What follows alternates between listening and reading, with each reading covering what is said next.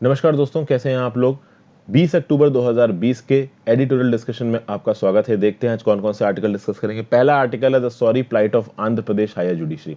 आपको पता है रिसेंटली जगन मोहन रेड्डी साहब ने सुप्रीम कोर्ट को एक लेटर लिखा और वहां पे आंध्र प्रदेश की जो हाई कोर्ट है उसमें क्या प्रॉब्लम्स हैं, कैसे वो हाई कोर्ट पिछली गवर्नमेंट को सपोर्ट कर रही है और प्रेसिडेंट जो जगन मोहन रेड्डी जी की सरकार है वाईएसआर कांग्रेस पार्टी की उसको अपोज कर रही है, उसके बारे में लिखा। साथ साथ सुप्रीम कोर्ट के एक जज हैं रमन्ना कुमार जी, जो कि नेक्स्ट सीजीआई बनने वाले हैं, उसके खिलाफ भी बातें कही गई हैं। तो वहां पे कुछ इन फैक्टर्स को इस आर्टिकल में थोड़ा और प्रोनाउंस करके लिखा गया है, कुछ और अंदर की बातें बताई गई। हालांकि मुझे ऐसा लगा एग्जाम्स के पर्सपेक्टिव से आपको इतना जानना जरूरी नहीं है। ये जो पूरा केस है जगन मोहन रेड्डी वाला वर्सेस आंध्र प्रदेश की हाईकोर्ट वाला, इसके लिए मैंने ये वाली जो वीडियो बना रखी है, what's the dispute between Jagan Mohan Reddy YSR CP and Andhra Pradesh high court. आप बस इस वीडियो को देख लीजिए, आपका जितना भी जरूरी चीज है वो इस वीडियो में कवर हो जाएगा, इससे ज्यादा आपको देखने की जरूरत नहीं है। नेक्स्ट बात करते हैं, एक आर्टिकल है love in the time of polarization. Recently एक तनिष्क कॉमर्शियल आया है जिसमें एक ऐसा एड दिखाया गया है जहां पे एक हिंदू लड़की की शादी एक मुस्लिम मेल से हो रही है और वहां पे जो मुस्लिम फैमिली है वो हिंदू लड़की को बहुत वेलकम कर रही है और बहुत सारे अच्छे अच्छे मतलब रस्म रिवाज करा रही है हिंदू धर्म के हिसाब से। अभी जब ये एड रिलीज हुआ तो देश भर में बहुत सी जगहों पे जो तनिष्क के स्टोर्स पे उनके ऊपर थोड़ा सा अटैक किया गया, तो टाटा ने बाद में ये जो एड था इसको विदड्रॉ कर लिया। तो अब देखिए इस तरीके के आर्टिकल्स को बहुत ज्यादा हम डिस्कस नहीं कर सकते। अगर इस तरीके की आर्टिकल्स पे एक लिमिट से ज्यादा डिस्कशन होता है तो फिर वो कम्युनल होने लगता है, उसमें पोलराइजेशन वाला एलिमेंट आने लगता है। इसलिए यहां पे इस आर्टिकल को उतना डिटेल में नहीं, एक या दो बातें जो कि इंपॉर्टेंट है उनको देखेंगे और आगे बढ़ेंगे। Next, a tool for thought. देखिए ये आर्टिकल आना ही था। कल ही करंट अफेयर से मैंने आपको बताया है कि department of science and technology के एक पैनल ने मैथमेटिकल और स्टैटिस्टिकल मॉडलिंग को यूज करते हुए बोला कि सितंबर 2020 में इंडिया में जो कोविड-19 के इन्फेक्शन है वो ऑलरेडी पीक हो चुके हैं। अभी के लिए 7.5 से लेकर 7,80,000 तक के एक्टिव केसेस है। दिसंबर तक एक्टिव केसेस 50,000 से कम हो जाएंगे। फरवरी तक बहुत ही कम इन्फेक्शन बचेंगे, खत्म तो नहीं होंगे पर बहुत ही कम बचेंगे। लेकिन यहां पे बताया जा रहा है कि इस तरीके की मॉडलिंग में जो कमियां हैं उसको इस आर्टिकल में पॉइंट आउट किया जा रहा है। देखा जाए तो जो भी फैक्टर्स बताए गए हैं इस पैनल के द्वारा वो हमारे लिए अच्छे ही हैं, बट कहीं ना कहीं इस तरीके की रिपोर्ट से जो रूलिंग गवर्नमेंट्स होती हैं वो चेस्ट थंपिंग करने लगती हैं। तो कहीं ना कहीं चेस्ट थंपिंग करने की जरूरत नहीं है। जरूरत यह है कि इस लेटेस्ट असेसमेंट के आधार पे भी हम जो अपनी कोविड-19 की टेस्टिंग है, जो क्वारंटीन प्रोसीजर्स हैं, जो फिजिकल डिस्टेंसिंग है, मास्क पहनने की जो आदत है, ग्लव्स पहनने की, इनको छोड़े ना, इनको लागू रखें। क्योंकि विंटर के समय पे जो म्यूटेशन हो सकता है वायरस के अंदर उस चीज को यहां कंसीडर नहीं किया गया। अगर वो हो गया तो बहुत प्रॉब्लम आ सकती है। आगे द नीट चैलेंज। देखिए national eligibility cum entrance test medical exam का जो टेस्ट होता है, पहले इसके ऊपर बड़ा बवाल हुआ कि इसको कंडक्ट मत कराइए, बट फाइनली सरकार ने कंडक्ट करवा दिया और उसका रिजल्ट भी आ गया। अभी रिजल्ट आने के बाद दोस्तों यहाँ पे ये बात की जा रही है कि जो नीट एग्जाम है ये मिडिल क्लास, अपर क्लास या फिर आप कह लीजिए लोअर मिडिल क्लास को तो कवर करता है, लेकिन जो लोएस्ट डिनोमिनेटर है वो तबका जो बिल्कुल ही वल्नरेबल है, जो पढ़ना चाहता है, उसके लिए जो नीट है ये अभी भी उस लेवल पे एक्सेसिबल नहीं हो पाया है। तो कैसे एक्सेसिबिलिटी को, अफोर्डेबिलिटी को और इक्विटेबलनेस को मेंटेन किया जा सकता है नीट के रिस्पेक्ट में, यानी कि नीट यानी कि मेडिकल जो स्टूडेंट्स हैं वहां नीट का एग्जाम देके कॉलेजेस में जाएंगे और कॉलेजेस में पढ़ने के बाद वो डॉक्टर बनेंगे। तो उनके डॉक्टर बनने के लिए सबको एक इक्विटेबल मौका मिलना चाहिए, बस यही इस आर्टिकल में बोला गया है। तो इस आर्टिकल के एक दो फाइनल पॉइंट्स को देखेंगे। नेक्स्ट भाई आपका नीतीश क्लेम्स इन बिहार रियलिटी। यहां पे स्पेसिफिकली बिहार से रिलेटेड डाटा दिया गया। जब भी कहीं पे इलेक्शन होने वाले हैं और 2020 में बिहार में होने वाले हैं तो इलेक्शन के समय पर ऑटोमेटिकली जो रूलिंग सरकार होती है, स्टेट गवर्नमेंट की हो चाहे सेंट्रल गवर्नमेंट की हो, वो अपने पुराने अच्छे कामों को पॉइंट आउट करने लगती है। यहाँ पे नीतीश कुमार जी भी ऐसा कर रहे हैं। लेकिन इस आर्टिकल में बोला जा रहा है कि एक्चुअली में नीतीश कुमार जी जो बता रहे हैं कि उन्होंने अच्छे काम किए, उन्होंने एक्चुअली में कोई अच्छा काम किया नहीं है। उसके लिए कुछ स्टैटिस्टिक्स और डाटा दिया गया है। चूंकि ये बिहार स्पेसिफिक आर्टिकल है इसलिए मैं यहाँ पे डिस्कस नहीं कर रहा हूँ। हाँ, मुझे नीचे कमेंट बॉक्स में बताइए अगर आप चाहते हो कि मैं इस बिहार स्पेसिफिक आर्टिकल को कवर करूं तो मैं जरूर कर दूंगा। आगे चलते हैं, dormant but waiting to strike. थोड़ा सा इंटरेस्टिंग हो सकता है ये आर्टिकल एग्जाम्स के पर्सपेक्टिव से, तो आई एम नॉट श्योर कितना इंपॉर्टेंट है इसमें। तो तालिबान, अलकायदा, इस्लामिक स्टेट, लश्कर तैयबा, ये जितने भी टेररिस्ट ऑर्गेनाइजेशन और जैश ए मोहम्मद, पहले भी ये इंडिया में बहुत सारे अटैक्स रिस्पॉन्सिबल हैं करवाने के लिए, जैसे जैश ए मोहम्मद, अलकायदा तो खासकर। लश्कर तैयबा और जैश ए मोहम्मद खासकर। तो ये जो टेरर ग्रुप्स है, ये टेरर ग्रुप्स कोविड-19 के पैंडेमिक के समय पे कितने एक्टिव है? वैसे तो थोड़े कम एक्टिव हो गए हैं, लेकिन एक्चुअली में अब ये पूरी तरीके से एलिमिनेट नहीं हुए और इनकी तरफ से जो खतरा है इंडिया को, ये अभी भी एक्टिव है। और खासकर ये जो यूएस का एग्जिट हो रहा है आपका अफगानिस्तान में डोहा अकॉर्ड के बाद, और तालिबान और यूएस के बीच में पीस ट्रूस टाइप की हो रही है, और इनकेस अगर यूएसए वॉकआउट कर जाता है अफगानिस्तान से, तो कहीं ना कहीं ये जो तालिबान है इसकी बहुत बनती है पाकिस्तान के साथ। तो इंडिया के लिए प्रॉब्लमेटिक हो सकता है, चूंकि आपका अलकायदा, तालिबान और साथ साथ इस्लामिक स्टेट, ये तीनों की प्रेजेंस अफगानिस्तान में और पाकिस्तान में, it's very dangerous for India. तो कुछ पॉइंट्स बताए गए। और फाइनली कोविड-19 के पैंडेमिक के बीच में हमारे हेल्थ सेक्टर की कुछ अच्छी बातों को यहाँ पॉइंट आउट किया गया है, कैसे हमने HIV वायरस के साथ लड़ाई को थोड़ा आगे बढ़ाया है, थोड़ी जीत पाई है। तो इन सब आर्टिकल्स के बारे में दोस्तों हम यहाँ पे डिस्कस करेंगे। ये वाला आर्टिकल तो क्या ही डिस्कस करें, मैंने बता ही दिया। अब अगला बात करते हैं, love in the time of polarisation. The withdrawn Tanishq commercial is a victim of an unrepresentative exclusivism that fosters old social orthodoxies. समझ ही गए होंगे कि मतलब इस कॉमर्शियल को हटाना, हिंदू मुस्लिम मैरिज को एक गलत लाइट में दिखाना, ओल्ड सोशल ऑर्थोडॉक्सीज को दिखाता है। तो ये जो एड है, इस एड में दिखाया जा रहा है कि एक हिंदू ब्राइड एक मुस्लिम घर में जा रही है, और वहां पे वो हिंदू ब्राइड जो भी उसके रिश्तेदार हैं उनसे पूछ रही है कि ये रस्में तो आपके यहाँ होती नहीं है, तो हिंदू रस्में हैं। तो वो बोलते हैं कि रिलीजन से ज्यादा हमें हमारी बेटी की खुशी, ये सब अच्छी अच्छी बातें, तनिष्क वालों को अपना सोना बेचना है, तो वो बोल रहे हैं। अब बात यह है कि सेक्युलरिज्म के सिद्धांत के हिसाब से ये एड बिल्कुल सही है, कम्युनल हार्मोनी को ये एड प्रमोट करता है। तो इस एड में प्रॉब्लम क्या है? एड में प्रॉब्लम हिंदू सोसाइटी के उन सेक्शंस को है जो कि लव जिहाद के कंसेप्ट को प्रमोट करते हैं। लव जिहाद क्या है कि हाँ भाई, जो मुस्लिम मेंबर्स हैं सोसाइटी के, वो हिंदू मेंबर्स की जो डॉटर्स हैं उनके साथ शादी करके ज्यादा से ज्यादा जो मुस्लिम पॉपुलेशन है उसको बढ़ाने की कोशिश करते हैं। अब ये बहुत एक्सट्रीम और बहुत ही कह सकता हूं कि वाहियात आइडियोलॉजी है। हो सकता है कुछ लोग इस आइडियोलॉजी को मानते हो, लेकिन आज की डेट में जब एजुकेशन इतनी आगे बढ़ रही है, मॉडर्निज्म इतना आगे बढ़ रहा है, उस समय पे इस तरीके की आइडियोलॉजी को प्रमोट करना, वो भी एड्स के थ्रू, सही नहीं है। अब बात दोस्तों यहां पे ये निकल के आती है कि मान लीजिए एक इंटरफेथ शादी होती भी है, तो उस इंटरफेथ शादी में अगर अपना धर्म छोड़ने को बोला जाए या अपना नाम छोड़ने को बोला जाए तो प्रॉब्लमैटिक है। तो मान लीजिए कोई हिंदू वुमेन किसी मुस्लिम मैन से शादी करती है और उस हिंदू वुमेन को बोला जाए कि नहीं, आप कन्वर्ट होकर मुस्लिम हो जाइए और नाम के पीछे मुस्लिम नाम लगा दीजिए, तो प्रॉब्लम है। या फिर एक मुस्लिम लड़की की शादी एक हिंदू मैन से हो जाए और हिंदू फैमिली बोल रही है मुस्लिम लड़की को कि नहीं भाई कन्वर्ट होकर हिंदी बन जाओ, तो ये प्रॉब्लम है। तो इंटरफेथ मैरिजेस में अगर जो एक पार्टनर है उसके ऊपर प्रेशर डाला जा रहा है कि आप अपना धर्म छोड़ो, अपना नाम छोड़ो, तो ही ये शादी होगी, तो उस केस में प्रॉब्लम है। लेकिन यहां पे इस एड में ऐसा कुछ भी नहीं दिखाया जा रहा है, ठीक है ना। तो एक बात तो ये बोली गई कि जब इंटरफेथ मैरिजेस में आपको आपकी आइडेंटिटी छोड़ने को नहीं कहा जा रहा है, तो इंटरफेथ मैरिजेस को गलत लाइट में दिखाना सही नहीं है। दूसरी बात, ये जो एड है ना, वो केवल कम्युनल हार्मनी को ही प्रमोट नहीं करता, लव मैरिज को भी प्रमोट करता है। आज की डेट में लव मैरिज का कंसेप्ट एक बहुत आम कंसेप्ट हो गया है, कोई बहुत बड़ी चीज नहीं है। तो कम्युनल हार्मनी के साथ साथ लव मैरिज भी इस एड में प्रोमोट हो रही थी। तो कहीं ना कहीं अगर आप इस एड के अगेंस्ट बवाल कर रहे हो, तो आप लव मैरिज के कंसेप्ट के अगेंस्ट भी बवाल कर रहे हो, इंडिविजुअल आइडेंटिटी वाले कंसेप्ट के अगेंस्ट बवाल कर रहे हो, वुमेन की विशेष के फेवर में जाने वाले कंसेप्ट के अगेंस्ट बवाल कर रहे हो।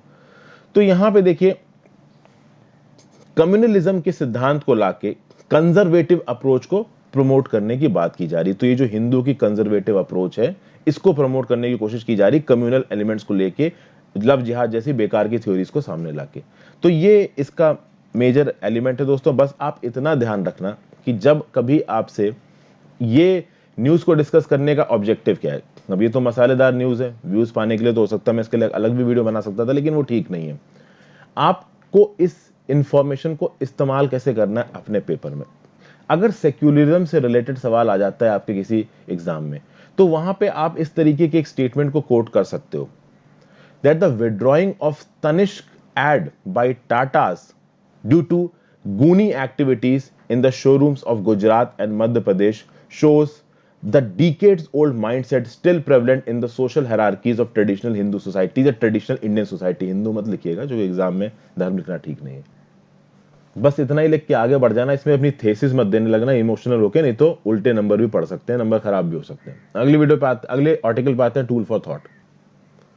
यहाँ पे सब टाइटल है pandemic forecast must be used to induce changes and avoid worst case scenario. यहाँ पे भैया जो recently department of science and technology का जो एक्सपर्ट पैनल था 7 मेंबर्स का, उसकी रिपोर्ट के बारे में बात की जा रही है। तो ये कमिटी ऑफ एक्सपर्ट्स थे, वेल रिगार्डेड मैथमेटिशियंस हैं, इन्फेक्शियस डिजीज एक्सपर्ट्स हैं, जिनको डीएसटी ने अपॉइंट किया।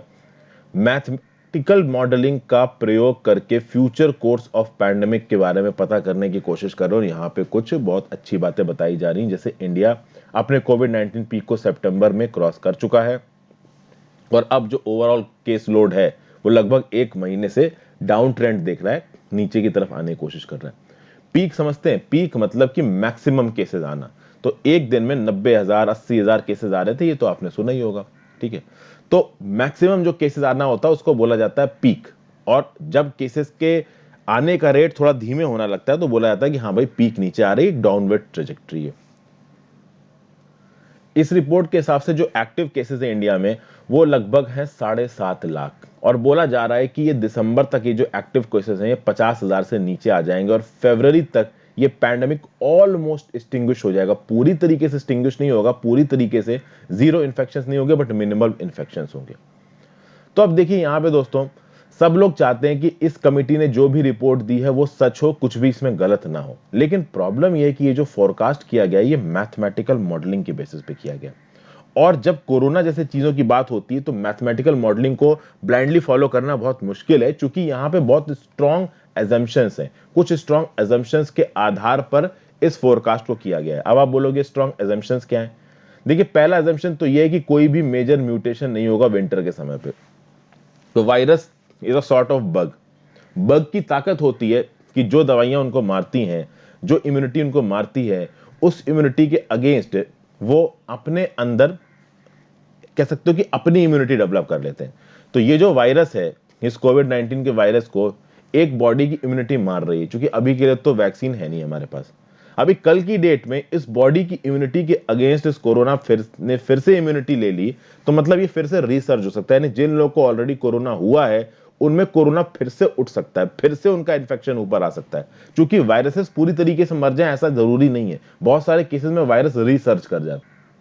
तो पहला एजम्पशन तो इस मैथमेटिकल मॉडलिंग में यह है कि कोई मेजर म्यूटेशन नहीं होगा विंटर के दौरान। हालांकि दुनिया भर की जो स्टडीज निकल के आ रही हैं उसमें यह निकल रहा है कि हाँ भाई, कोविड-19 का जो वायरस है वो स्टेबल वायरस है, उसमें म्यूटेशन नहीं हो रहे हैं, और भगवान की दया से ना भी हो, क्योंकि अगर म्यूटेशन हो गए तो बहुत डेडली वायरस हो जाएगा ये। उसके बाद प्रोटेक्टिव एंटीबॉडीज आर ड्यूरेबल, यानी कि जिन लोगों को कोरोना वायरस हुआ उनके शरीर में एंटीबॉडीज बनी कोरोना वायरस के खिलाफ, और कोरोना वायरस को उन एंटीबॉडीज ने मार दिया। अब ये जो प्रोटेक्टिव एंटीबॉडीज बनी है उन लोगों के अंदर ये ड्यूरेबल होनी चाहिए, ऐसा ना हो कि तुरंत खत्म हो जाए। And correct restrictions are maintained, यानी कि लॉकडाउन के चलते जो भी आपकी फिजिकल डिस्टेंसिंग करी गई है, लोगों ने मास्क पहना है, लोग एक दूसरे के साथ मिल नहीं रहे, मंदिर मस्जिद वाली जगहों पे जा नहीं रहे, भीड़ नहीं लग रही है, तो उसके चलते भी कुछ फायदा हुआ है। तो ये फायदे चले ना जाए, कहीं फिर से ये रिस्ट्रिक्शंस हटा ना दी जाए और लोग खुले आम मिलना ना शुरू कर दें, चूंकि दिवाली दशहरा आने वाले हैं तो इस चीज के भी चांसेस बहुत ज्यादा हैं। ये कैलकुलेशन ये भी बता देती है कि मान लीजिए अगर लॉकडाउन को मार्च 25 या 24 के दौरान नहीं इंपोज किया जाता, तो इंडिया में जो इन्फेक्शंस होते हैं ना, वो अभी जितने हैं उससे 6 से 15 गुना ज्यादा होते हैं। यानी अगर अभी 75 लाख इन्फेक्शंस हैं तो इसका 6 to 15 टाइम्स इन्फेक्शन अभी ज्यादा होते हैं। अगर लॉकडाउन को लगाने में देर होती, या फिर अप्रैल में लॉकडाउन लगाया जाता या लॉकडाउन लगाया नहीं जाता, तो भैया 6 to 15 टाइम्स, यानी मिनिमम केस में 6 टाइम्स और मैक्सिमम में 15 टाइम्स इन्फेक्शन हो सकते थे अभी से। अभी 75 लाख का 6 से 15 गुना, आप समझ ही सकते हो, बहुत ज्यादा हो जाएगा। चलिए मॉडलिंग पे वापस आते हैं, वो मॉडलिंग जिसके हिसाब से ये रिसर्च निकाली गई है। जिन डाटा सेट्स का प्रयोग किया गया है इस मॉडलिंग को एम्प्लॉय करने में, ये डाटा सेट्स पब्लिकली अवेलेबल हैं, और बहुत सारे प्रकार के मॉडल यहाँ पे एम्प्लॉय किए गए। SEIR मॉडल बोला जाता है इसको, susceptible, exposed, infected and recovered. कितने लोग सक्सेप्टेबल थे कोरोना वायरस के इन्फेक्शन के, कितने लोग एक्सपोज हो गए, एक्सपोज होने के बाद भी कुछ लोग बच गए, कुछ लोग इन्फेक्ट हो गए तो कितने इन्फेक्टेड हुए, और इन्फेक्टेड में कितने रिकवर हो गए। अब इन सारे डाटा के बेसिस पे मॉडलिंग की गई और मॉडलिंग से फ्यूचर कोर्स ऑफ पैंडेमिक के बारे में पता चलाया गया। प्रॉब्लम यह है कि इस मॉडलिंग में आपने जिस डाटा का इस्तेमाल किया उस डाटा की क्वालिटी कैसी। ऑलरेडी हमारे देश में जितनी डेथ्स हो रही हैं कोरोना वायरस को लेकर, कहा जा रहा है कि इन डेथ्स को अंडर रिपोर्ट किया जा रहा है।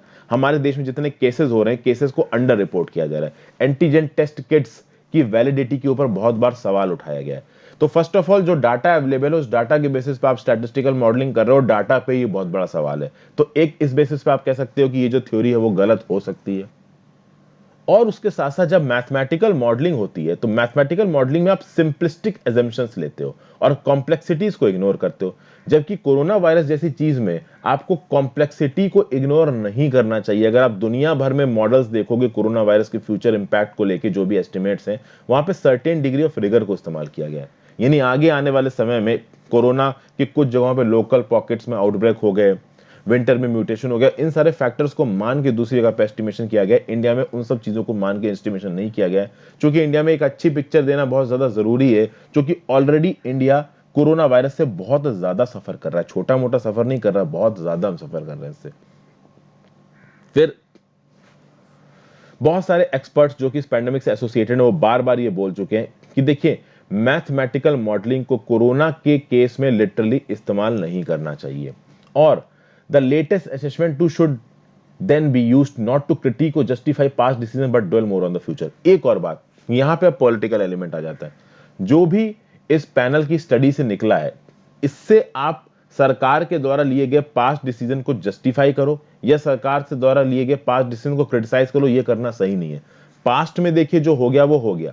पैंडेमिक एक करंट प्रॉब्लम है हमारे सामने, एक बहुत मैमथ हेल्थ चैलेंज की तरह बनके खड़ी और हमें इससे लड़ना है। तो यहां पे पिछली अप्रोचेस को क्रिटिसाइज करने के बजाय या चेस्ट थंपिंग करके ये बोलने के बजाय कि हमने बहुत अच्छा कर दिया, हमने बहुत अच्छा कर दिया, हमें इस बात को इंश्योर करना है कि जो मॉडल सजेस्ट कर रहा है ना कि फरवरी तक कोरोना वायरस के केसेस मिनिमल हो जाएंगे, एक्सटिंग्विश हो जाएंगे, हम एक्चुअली में उनको एक्सटिंग्विश कर दें।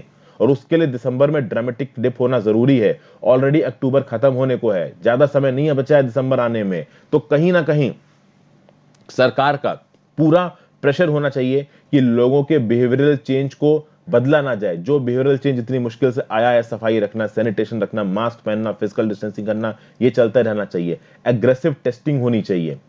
ओके, पोटेंशियल वैक्सीन जो बन रही है उनको टॉप प्रायोरिटी देनी चाहिए। तो ऐसा नहीं है कि मतलब आपको लग रहा है कि हाँ भाई कोरोना वायरस ठीक हो जाएगा तो हमने जो कुछ भी अब तक किया है उसको हम अंडू करने लगे, मजे में आ जाएं, चीजों को लेकर सीरियस ना रहें। ये चीज करना सही नहीं है, नहीं तो हमारे उल्टा भी पड़ सकता है। बस ये सब अच्छी अच्छी बातें यहाँ पे दोस्तों बोली गई हैं। नेक्स्ट बात करेंगे, द आर्टिकल है द नीट चैलेंज। यहाँ पे बात हो रही है national eligibility cum entrance test की, जो कि भाई आपका होता है मेडिकल एग्जाम। अब देखिए क्या बोल रहा है, as need progresses states must take affirmative action to protect weaker section. कोविड-19 में वीकर सेक्शन सुना होगा, नीट में भी वीकर सेक्शन आ गया। क्यों वीकर सेक्शन? क्योंकि देखिए जो गरीब तबका है, जो वल्नरेबल तबका है, जो तबका आसानी से दूसरों से compete नहीं कर सकता है, उसकी भी तो ख्वाहिशें हैं ना। जो गरीब माँ बाप हैं वो भी सोचते हैं कि हमारे बच्चे भी आगे जाएंगे, डॉक्टर बनेंगे, कुछ बड़ा काम करेंगे। इस सोचने में कुछ बुराई नहीं है, वो लोग आगे डॉक्टर बनेंगे, हमारा देश बढ़ेगा। और उसके लिए नीट जैसे एग्जामों में इन बच्चों के लिए कुछ कंसिडरेशन होना चाहिए, उसी के बारे में इस आर्टिकल में बात करी जा रही है।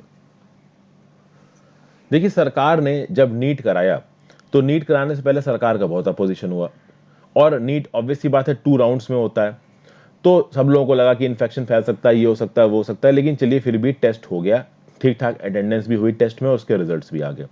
बहुत सारे स्टेट्स इसको अपोज कर रहे थे, बट उसके बावजूद टेस्ट को करा लिया गया, उसके रिजल्ट को भी रिलीज कर दिया गया। ये एक तरीके की अचीवमेंट है। 2 लोगों का परफेक्ट 720 का स्कोर भी आया, लोग अब अपने मेडिकल कॉलेजेस को ज्वाइन करेंगे।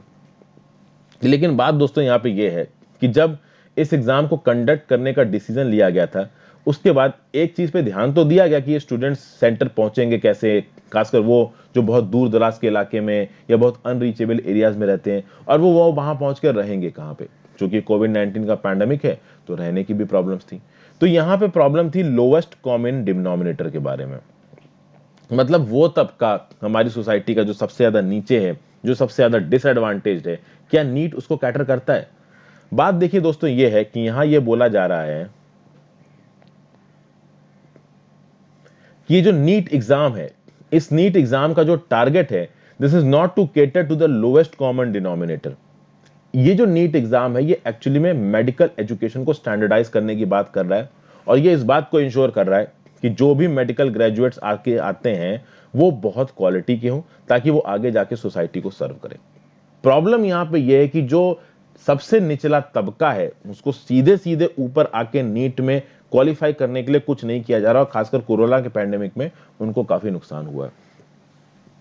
बात यहाँ पे यह है कि अब अगर नीट के अंदर वो तबका जो सबसे ज्यादा वल्नरेबल है, वो तबका जो सबसे ज्यादा वीकर है, वो तबका जो सबसे ज्यादा लो फील करता है अपने आप को, अगर उसको रिप्रेजेंटेशन देनी है नीट में, तो कहीं ना कहीं यहाँ पे स्टेट्स को प्रोएक्टिवली इन्वॉल्व होना पड़ेगा और स्टेट्स को अपने लोकल एडमिनिस्ट्रेटिव और गवर्नेंस फ्रेमवर्क में एक लेवल प्लेइंग फील्ड देना होगा। ये जो नीट है दोस्तों, ये एक लेबोरियस टाइम कंज्यूमिंग प्रोसेस है, इसमें काफी पढ़ाई करनी पड़ती है, बच्चों को दिमाग सा खराब हो जाता है। इसलिए जरूरी है कि वो बच्चे जो ऑलरेडी डिसएडवांटेज पे हैं, जो हायर ऑफ बच्चों से compete नहीं कर सकते हैं, उनको स्टेट गवर्नमेंट सपोर्ट दे। अभी बात यह है कि स्टेट गवर्नमेंट सपोर्ट देगी तो देगी कैसे। शुरू में आपने देखा कि जो अलग अलग स्टेट्स हैं उनके अपने अलग अलग सिस्टम्स होते थे, उनके अपने अलग अलग बोर्ड्स होते थे, अपने अलग अलग बोर्ड अभी भी हैं। राजस्थान बोर्ड है, यूपी बोर्ड है, उन बोर्ड्स में अलग अलग स्ट्रीम्स हैं, अलग अलग तरीके की पढ़ाई है। पेडागॉगी मतलब पढ़ाने का तरीका है, वो भी अलग अलग है। नीट क्या करता है, नीट एक सिंगल सिलेबस लेके आता है। तो मेडिकल की पढ़ाई में ये जो स्टेट गवर्नमेंट्स के अलग अलग कॉलेज हुआ करते थे, उनके लिए अलग अलग सिलेबस हुआ करता था, वो सब अब यूनिफॉर्म कर दिया मेडिकल नीट ने। तो नीट अब सीधी सीधी बात है ऑल ओवर इंडिया लेवल पे जो मेडिकल का सिलेबस है एंट्रेंस एग्जामिनेशन का, उसको यूनिफॉर्म करेगा। लेकिन इससे इनइक्वालिटीज भी आएंगी। स्टेट गवर्नमेंट जब मेडिकल का एग्जाम अपने स्टेट गवर्नमेंट के कॉलेजों के लिए करवाती थी, तो कहीं ना कहीं वो लोकल कंडीशंस का ध्यान रखती थी, लोकल कंसिडरेशंस को प्ले में लेती थी। लेकिन अब उन लोकल कंसिडरेशंस को प्ले में नहीं लिया जाता, ये थोड़ा सा अनफॉर्चुनेट है। तो वो स्टूडेंट्स जो खराब सर्कमस्टांसेस में, पुअर हैं, रिमोट एरियाज में रहते हैं, डिसएडवांटेज हैं, उनको प्रॉब्लम हो रही है लीड में। सर्टेन बोर्ड्स ऑफ एजुकेशन के तो स्टेट बोर्ड के हैं, तो भैया सीबीएसई आईसीएसई के नहीं है, तो स्टेट बोर्ड वाले हैं, हिंदी मीडियम में पढ़ाई की है या फिर अपनी लोकल लैंग्वेज में पढ़ाई की, तो वो भी ऑब्वियसली नीट पे डिसएडवांटेज पे आ जाते हैं। तो ये सारे बच्चे डिसएडवांटेज पे आ रहे हैं। ओवरऑल आप देखो स्कोर्स तो जरूर इंप्रूव हो रहे हैं आपके नीट में, लेकिन फिर भी कहीं ना कहीं स्टेट्स का प्रोएक्टिव इन्वॉल्वमेंट बहुत जरूरी है, ताकि एक मेजर स्केल पे जो डिसएडवांटेज बच्चे हैं वो नीट में आगे आ पाए। कहीं ना कहीं यहाँ पे कोचिंग क्लासेस का रोल है। देखिए जो वेल ऑफ है, जिनके पास ठीक ठाक पैसा है, जिनके माँ बाप एटलीस्ट अपर मिडिल क्लास में है, कुछ हद तक लोअर मिडिल क्लास वाले भी किसी ना किसी तरीके से अपने बच्चों की जो कोचिंग की फीस होते हैं वो अफोर्ड कर देते हैं, और कोचिंग कहीं ना कहीं बच्चों को मदद करती है नीट क्वालिफाई करने में।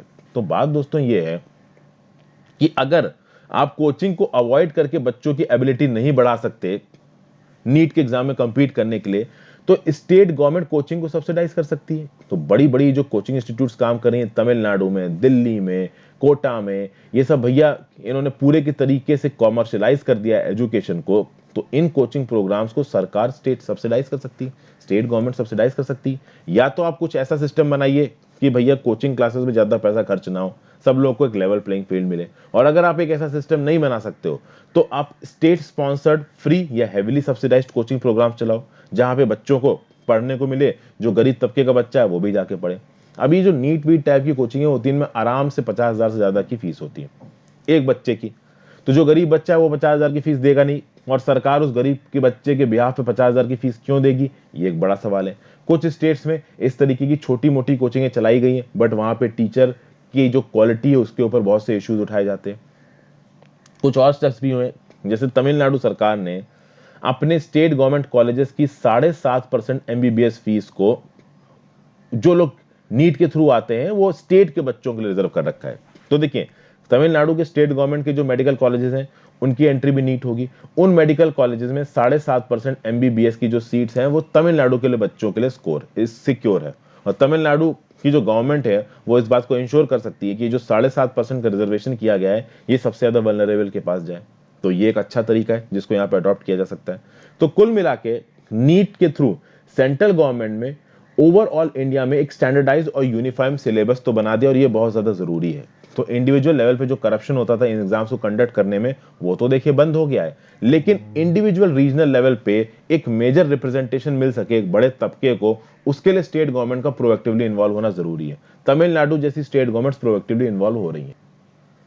तो देखिए यहाँ पे जो ऑथर है वो क्या बोल रहे हैं, if coaching can help bridge the yawning gap and then state could mandate that private coaching Centers do not charge exorbitantly for conducting year-long coaching programs and even provide reasonable subsidies for certain group of students. तो मतलब यहाँ पे coaching institutes को subsidise करने की बात कर रही जा रही है, लेकिन कोचिंग इंस्टीट्यूट्स में जैसा कि आप सबको पता है कि टीचर्स जो अच्छी फैकल्टीज होती हैं उनके पैसे बहुत ज़्यादा होते हैं, इन कोचिंग इंस्टीट्यूट्स के जो लोग हैं उनके मार्जिन बहुत ज़्यादा होते हैं, तो कहीं ना कहीं एक लिमिट के बाद सेंट्रल गवर्नमेंट या स्टेट गवर्नमेंट का इन कोचिंग इंस्टीट्यूट्स को सब्सिडाइज करना मुश्किल होगा। और ऑलरेडी कोरोना के समय पे सेंट्रल गवर्नमेंट और स्टेट गवर्नमेंट के पास पैसा नहीं है, तो इस चीज़ पे तो वैसे भी कोई ध्यान नहीं देगा।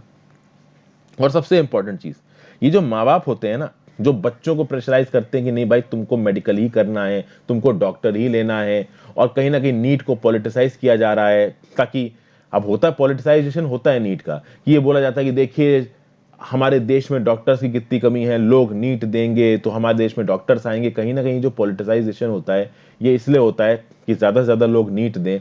अब एम्स जैसे कॉलेज तो बहुत कम लोग पहुंच पाएंगे, सरकारी कॉलेज तो बहुत कम लोग पहुंच पाएंगे, ज़्यादातर लोग प्राइवेट कॉलेज में पहुंचेंगे, और प्राइवेट कॉलेज की जो लॉबी है इन मेडिकल कॉलेजेस की वो बहुत स्ट्रांग है, काफ़ी पैसा बनता है, और मेडिकल की पढ़ाई भी बहुत लंबी होती है, आप सबको पता ही है। तो कहीं ना कहीं जो पेरेंट्स अपने बच्चों को फोर्स करते हैं कि तुम मेडिसिन करो, मेडिकल पढ़ो, ये गलत है। कहीं ना कहीं जो पॉलिटिसाइजेशन किया जा रहा है, नीट का कॉमर्शलाइजेशन किया जा रहा है, ये गलत है। और उसके बाद पैंडेमिक की तो अपनी प्रॉब्लम्स हैं। पैंडेमिक ने कहीं ना कहीं जो हमारे देश का वेलफेयर सिस्टम का जो स्टेट था उसको तोड़ के रख दिया है।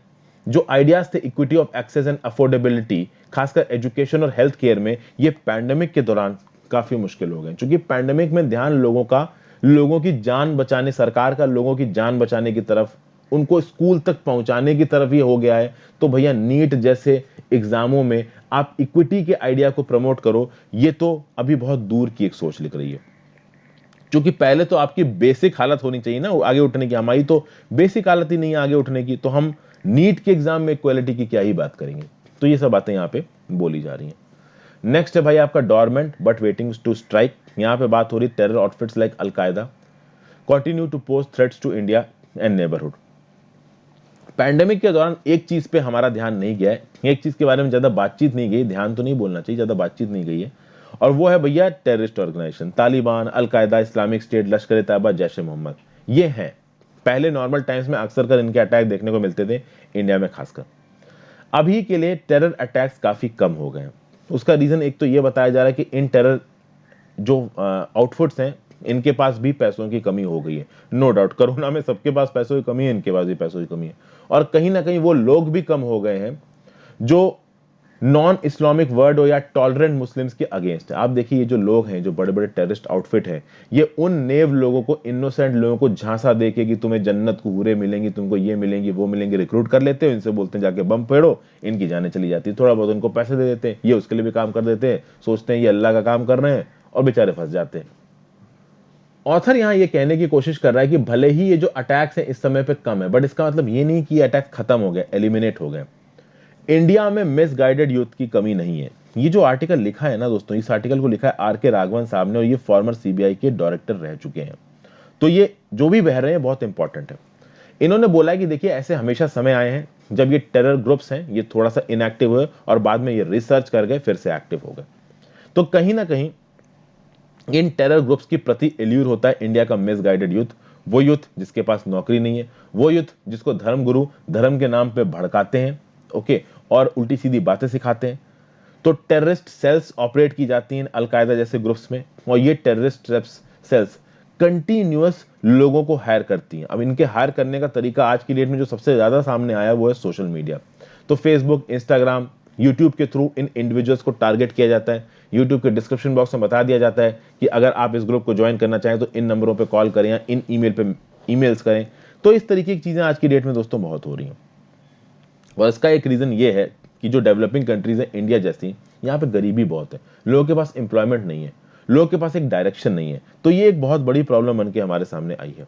और कोविड-19 के बाद तो चीजें और खतरनाक हो गई, क्योंकि देखिए कोविड-19 से पहले क्या था कि फिर भी थोड़ी बहुत नौकरियां थी। कोविड-19 के पास नौकरी बिल्कुल ही चली गई, इकोनॉमी बिल्कुल ही धत्ते में चली गई। अब इकोनॉमी बिल्कुल ही नीचे चली गई है, तो जो पहले कम थे रिसोर्सेज थे लोगों के पास, अब और ज्यादा कम हो गए।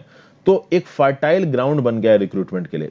इंटेंसिफाइड रिलीजियस इंडोक्ट्रिनेशन के थ्रू कुछ मिसगाइडेड यूथ को अपनी तरफ खींचा जा सकता है। इसलिए अलकायदा, इस्लामिक स्टेट जैसे जो स्टेट्स हैं वो इंडिया जैसी कंट्रीज के लिए बड़े खतरनाक हैं। अगर आप अलकायदा और इस्लामिक स्टेट की बात करो तो ये एक वजह से और डेंजरस हो जाते हैं। रीजन ये है कि इनकी प्रेजेंस दुनिया भर में है। अगर आप जैश ए मोहम्मद और लश्कर तैयबा जैसे ग्रुप्स की बात करो तो ये अफगानिस्तान और पाकिस्तान के इलाके में कंसंट्रेटेड हैं, बट अलकायदा और इस्लामिक स्टेट जैसे ग्रुप पूरी दुनिया में फैले हैं। एक और प्रॉब्लमेटिक स्टेटमेंट है इंडिया के लिए कि भैया डोहा अकॉर्ड साइन हुआ फरवरी 29 को तालिबान और यूएस के बीच में। यहां पे तालिबान ने यूएस को यह एश्योरेंस दिया है कि हम अलकायदा के साथ किसी भी तरीके की बातचीत नहीं करेंगे, लेकिन यूएस भी बेवकूफ नहीं है। यूएस जानता है कि अलकायदा और तालिबान के अच्छे रिलेशन है, भले वो रिलेशन बैक एंड में है। तो यूएस के जाने के बाद हो सकता है कि अलकायदा को सपोर्ट देने लगे तालिबान, लेकिन यूएस भी अब इस पचड़े में पड़ना नहीं चाहता है। 9/11 के अटैक के बाद यूएस ने एंट्री मारी थी अफगानिस्तान में, और वो एंट्री मारी थी ओसामा बिन लादेन को पकड़ने के लिए और अलकायदा को मिटाने के लिए। लेकिन कहीं ना कहीं यूएस की जो फाइट है वो तालिबान से भी शुरू हो गई। लेकिन अब यूएस के बहुत से सोल्जर्स मर चुके हैं, यूएस का पैसा एक बहुत हैवी क्वांटिटी में खर्च हो चुका है, तो यूएस अब इस पचड़े से निकलना चाहता है बाहर। और कहीं ना कहीं आपकी कतर में इसके लिए पीस टॉक्स चल रही हैं। यूएस को तो देखिए यहां से निकलना तय है, वो यहां से निकलना ही चाहता है। ओके, तो अब ये जो सिनारियो है ये इंडिया के लिए डेंजरस हो जाता है, क्योंकि अगर यूएस की एग्जिट हो जाती है अफगानिस्तान से तो अफगानिस्तान में जो दो डोमिनेंट ग्रुप्स हो जाएंगे, एक तो है आपका तालिबान, और अलकायदा भी रिसर्च कर जाएगा, क्योंकि अलकायदा के जो कैडर्स हैं अफ्रीका में, एशिया में, वो बहुत स्ट्रांग है। तो तालिबान के रिसर्च करने में अफगानिस्तान में ज्यादा समय नहीं लगेगा। सॉरी, अलकायदा, तालिबान तो है, अलकायदा को फिर से रिसर्च करने में अफगानिस्तान में ज्यादा समय नहीं मिलेगा। और तालिबान और अलकायदा दोनों के पाकिस्तानी एस्टेब्लिशमेंट के साथ अच्छे रिलेशन है, और पाकिस्तान के इंडिया के साथ कैसे रिलेशन है ये तो आपको पता ही है। तो इंडिया के लिए यहाँ पे एक बहुत बड़ा सिक्योरिटी थ्रेट बनता नजर आ रहा है। यहाँ पे कुछ नेशनल इन्वेस्टिगेशन एजेंसी द्वारा कुछ रिसेंट रेड्स कराई गई थी, और इन्होंने एक अलकायदा के नेटवर्क को डिकोड किया है इंडिया में। 9 एक्टिविस्ट को पकड़ा गया केरला से और वेस्ट बंगाल से, जिनको बोला गया कि ये बहुत सारे अटैक्स को टारगेट कर रहे थे इंडिया में, खासकर नेशनल कैपिटल रीजन में। और कहीं ना कहीं ये जो टेररिस्ट हैं जो इंडिया के अंदर स्ट्राइक करने के प्लान बनाते हैं, इनको जो ट्रेनिंग मिलती है वो पाकिस्तान में मिलती है। पाकिस्तान ऑक्युपाइड कश्मीर में इससे रिलेटेड बहुत सारे कैंप्स हैं, ये तो आपने अक्सर का न्यूज़ रिपोर्ट में पढ़ा ही होगा और पिक्चरों में भी देखा ही होगा। इन सब चीज़ों को पिक्चराइज बहुत अच्छी तरीके से किया जाता है। तो पाकिस्तान कहीं ना कहीं इंडिया की इंटरनल सिक्योरिटी को डिस्टर्ब करने की कोशिश करेगा ही करेगा, और साथ साथ इस्लामिक स्टेट और अलकायदा जैसे ग्रुप्स तो एक्टिव हुई। और ये जो ग्रुप्स हैं ये केवल इंडिया के लिए खतरनाक नहीं है, ये जो हमारा नेबरहुड है उनके लिए खतरनाक है। इनफैक्ट ये पाकिस्तान के लिए भी खतरनाक है। ऐसा नहीं कि पाकिस्तान में टेररिज्म नहीं है, वहां बम फूटते हैं तो कोई मरता नहीं है, लेकिन शायद उनको अपनी ह्यूमन लाइफ की उतनी इंपॉर्टेंस नहीं है। उनके लिए एंटी इंडिया स्टैंस रखना थोड़ा ज्यादा जरूरी है। अब बात की जाए तो क्या इसका मतलब यह है कि 9/11 जैसा अटैक जैसा वहां पे हुआ था यूएस में, क्या वो इंडिया में हो सकता है?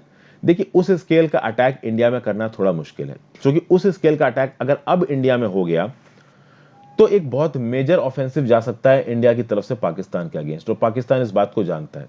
तो पाकिस्तान प्रोएक्टिवली सीधे सीधे इन्वॉल्व होकर बहुत बड़े मेजर अटैक्स करे, इस चीज से पाकिस्तान भी थोड़ा कतराएगा। क्योंकि कुछ रिसेंट ईयर्स में इंडिया का जो रिस्पॉन्स रहा है, इंडियन आर्मी का टू बी स्पेसिफिक जो रिस्पॉन्स रहा है इन अटैक्स के अगेंस्ट, वो थोड़ा सा डेडली रहा है, थोड़ा डेंजरस रहा है। तो कहीं ना कहीं बहुत बड़े अटैक्स तो नहीं होंगे, लेकिन छोटे लेवल के जो अटैक्स हैं वो बहुत हद तक पॉसिबल है। तो किसी शहर में जाके बॉम्ब ब्लास्ट करवा दिया, इस तरीके के अटैक बहुत ही कॉमन है, और ये आगे भी हो सकते हैं। तो यहां पे जो हमारी रोबस्ट सिक्योरिटी आर्किटेक्चर है उसको बहुत स्ट्रांग करना पड़ेगा, रोबस्ट करना पड़ेगा। अलकायदा और आईएस की जो पेनिट्रेशन है इंडिया में वो उतनी अच्छी जल्दी ना हो पाए, इस चीज को इंश्योर करना पड़ेगा। हमको अपने डिजिटल सिक्योरिटी आर्किटेक्चर को अच्छा करना पड़ेगा, ताकि सोशल मीडिया प्लेटफॉर्म पे जो भी इस तरीके के प्रोपोगंडा फैलाए जा रहे हैं हम उनको समय से रोक सके। और साथ साथ सबसे जरूरी चीज, हमें कम्युनल हार्मनी लानी पड़ेगी। हमारे देश में वो लोग जिनको ऐसा लगता है कि वो देश से एलियनेटेड हैं, वो देश को बिलोंग नहीं करते हैं, उनको किसी तरीके से कन्विंस करके अपनी साइड करना है, ना कि एक रिक्रूटमेंट के लिए पर्सन बना देना है इन टेरर ग्रुप्स के लिए, क्योंकि ये टेरर ग्रुप्स तो ऐसे ही रिक्रूटमेंट करते हैं। आगे बात की जाए many gains in fighting HIV. अगर एचआईवी इन्फेक्शन की बात की जाए और एड्स रिलेटेड डेथ की बात की जाए तो पिछले कुछ 10 सालों में हमको काफी फायदा मिला है। अभी के लिए दोस्तों हमारे सामने एक बहुत बड़ी हेल्थ इमरजेंसी है, वो है कोविड-19। अभी कोविड-19 इतनी बड़ी हेल्थ इमरजेंसी बनकर हमारे सामने आई है कि किसी और चीज की तरफ हमारा ध्यान ही नहीं जा रहा है। लेकिन किसी और चीज की तरफ हमारा ध्यान ले जाना जरूरी है, क्योंकि देखिए कहीं ना कहीं एड्स की लड़ाई में हमें थोड़ी तो जीत हासिल हुई है। रिसेंटली 2019 के एचआईवी एस्टिमेट्स निकले हैं नेशनल एड्स कंट्रोल ऑर्गेनाइजेशन द्वारा, ministry of health and family welfare के अंदर जो ऑर्गेनाइजेशन है। इसको टेक्निकल सपोर्ट दिया यूएन एड्स ने, यूनाइटेड नेशंस की एड्स को टैकल करने वाली एजेंसी है।